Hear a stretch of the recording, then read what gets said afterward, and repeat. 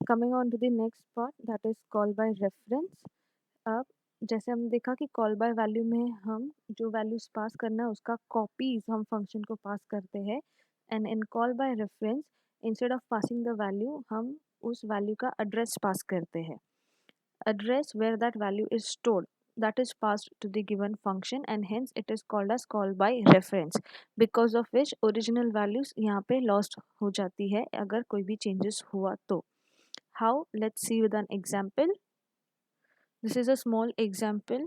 यहाँ पे hash include stdio.h अपना this is void increment is the function int star v. Now this star is nothing but a pointer variable. v is a variable, so this is called as pointer variable. इसका मतलब v में कभी भी value store नहीं हो सकता, but वो value जहाँ पे है एड्रेस स्टोर करेगा उसका। Pointer variables are basically used to store the address of the values. मतलब पॉइंटर वेरिएबल्स में हम कभी भी डायरेक्टली 10-20 वैल्यूज़ नहीं स्टोर करेंगे, लेकिन मेमोरी में 10-20-50 ये कौन से एड्रेसेस पे है उनके एड्रेस यहाँ पे आएंगे। That is the difference between the normal variable and pointer variable. And because it is called by reference and as I said कि एड्रेसेस पास होगा तो एड्रेसेस होल्ड करने के लिए वेरिएबल्स चाहिए, तो इसीलिए हमने उसे पॉइंटर वेरिएबल्स बनाया है। So any variable with a star mark is called as pointer variable. So यहाँ पे void increment करके हमने एक function बनाया है और उसमें एक ही argument है which is accepting the address.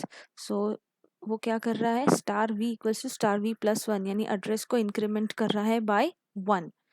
So यहाँ पे exactly address को increment करेगा या कैसे करेगा उसका explanation मैं बताती हूँ. Meanwhile just remember that it is plus 1. यहाँ पे मेन से फंक्शन शुरू होगा। मेन में क्या है, int n equals to 20, so n को हमने 20 वाला वैल्यू असाइन किया है। इंक्रीमेंट एंड n यानी this is the function call, क्योंकि फंक्शन का नाम भी इंक्रीमेंट है। यहाँ पे हमने इंक्रीमेंट को बुलाया है and passed one argument. Here also we have passed one argument which means कि ये फंक्शन मैच है। बट इफ़ यू नोटिस अब तक हमने डायरेक्टली वेरिएबल्स का नाम पास किया था, a comma b, variable 1 comma variable 2, कभी भी उसके साथ एड्रेस ऑपरेटर पास नहीं किया था। But whenever you are using call by reference उसमें हम पास करते वक्त हमेशा एड्रेस ऑपरेटर पास करेंगे for the simplest reason which I mention before कि ये पॉइंटर वेरिएबल्स है और कॉल बाय रेफरेंस में हमेशा एड्रेसेस पास होता है, वैल्यूज नहीं। So because you are passing the address that's why you are using and operator. So हमने जो वैल्यू स्टोर किया है वो वेरिएबल n में स्टोर किया है, तो मेमोरी में वेरिएबल n का जो एड्रेस है हमें वो पास करना पड़ेगा, इसके लिए यहाँ पे एंड n लिखा हुआ है। So after this line the control goes over here, तो यहाँ पे स्टार v, अभी स्टार v का मतलब होता है कि v के पास जो एड्रेस है उस पे जो वैल्यू है उस पे ऑपरेशन परफॉर्म करना है, विच मीन्स स्टार v के पास होगा n का एड्रेस, तो n के एड्रेस पे जो वैल्यू है उस वैल्यू पे हमने ये ऑपरेशन परफॉर्म करना है। That is star v equals to star v plus 1, यानी स्टार v के पास वैल्यू है 20, so plus 1 is 21। So that is how this operation is performed. अगर ये कॉल बाय वैल्यू होता तो हम यहाँ पे एक तो स्टार मार्क नहीं लगाते एंड यहाँ पे हम एड्रेस ऑपरेटर नहीं यूज करते, डायरेक्टली n पास करते। So it would have v equals to v plus 1 यानी 20 प्लस 1 डायरेक्टली हो जाता।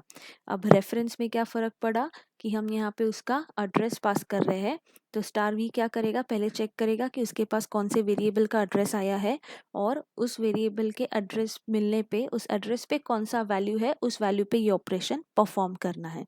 सो इट इज, इस स्टार वी के पास n का एड्रेस है और n के पास वैल्यू है 20, so this operation has to be performed on 20, so it is 20 plus 1 21। So उसके बाद ऑटोमेटिकली ये इस लाइन पे आएगा and it will print the value for n that is 21। So this is how call by reference works. So let's see an example. अभी last example हमने देखा था swapping two numbers using call by value, now we will C using call by reference. Example is similar, the only difference is वहाँ पे हमने int comma int लिखा था, यहाँ पे हम int star comma int star लिखेंगे। स्टार इसके लिए टू डिनोट कि ये जो फंक्शन है वो दो आर्ग्यूमेंट्स एक्सेप्ट कर रहा है, बट वो जो दो आर्ग्यूमेंट्स रहेगा वो वैल्यूज नहीं रहेगा बल्कि वो वैल्यूज का एड्रेसेस रहेगा। Fine, then we go for the main function, again two variables x and y, so values for x and y accept करना है, उसको print करना है before swapping. This is the same which we saw in the last video. Then the function swap x comma y था last, इसमें यहाँ पे and x and y आएगा क्योंकि ये कॉल बाय रेफरेंस का एग्जाम्पल है. So you are not passing the values of x and y but you are passing the addresses of x and y. So when you send and x and y तो function सीधा यहाँ से यहाँ jump करेगा.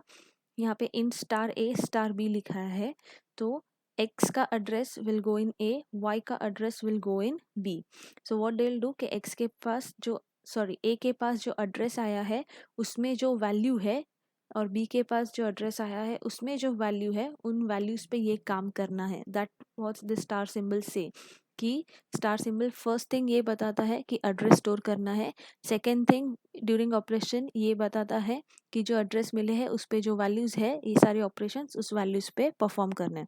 सो temp equals to star ए का मतलब है कि ए के पास जो एड्रेस है उस एड्रेस पे जो वैल्यू है वो वैल्यू हमें टेम्प पे असाइन करनी है. Similarly star a equals to star b का मतलब होता है कि स्टार बी के पास जो एड्रेस है उस पे जो वैल्यू है वो वैल्यू हमें उस एड्रेस पे लिखनी है जो ए के पास है. which means in short what you're doing is here star a is having x का एड्रेस, so x के एड्रेस पे जो वैल्यू है वो टेम्प में जाएगा. सो इन शॉर्ट x का जो भी वैल्यू है वो टेम्प पे जाएगा. और यहाँ पे क्या है star equal to star b मतलब स्टार बी के पास जो एड्रेस है यानी y का एड्रेस है तो y के एड्रेस पे जो वैल्यू है वो हम x के एड्रेस पे डालेंगे. Which in short what you are doing is you are assigning y value to x. And star B equals to temp, star B equals to temp मतलब टेम्प के पास जो वैल्यू है वो हम बी के पास जो एड्रेस है उसको दे रहे हैं और बी के पास है वाई का address. So in short you are assigning temp का value to Y. So this is the same method only with the help of the address. So this is what is called as called by reference. तो क्योंकि यहाँ पे address involve है और directly memory में हम address पे जाके ऑपरेशन परफॉर्म करते हैं तो ओरिजिनल वैल्यूज़ का बैकअप हमारे पास नहीं रहता. फॉर एग्जाम्पल यहाँ पे मैंने x को 10 और y को 20 दिया है. So after this execution x will be 20 and y will be 10. So x and y के पास हमेशा स्वैप्ड वैल्यूज़ रहेगा. ओरिजिनल वैल्यूज़ जो यूज़र ने एंटर किया है वो अवेलेबल नहीं रहेगा क्योंकि हमने जो भी चेंजेस किया है वो डायरेक्टली एड्रेसेस पे किया है. That is why. This is all about call by reference.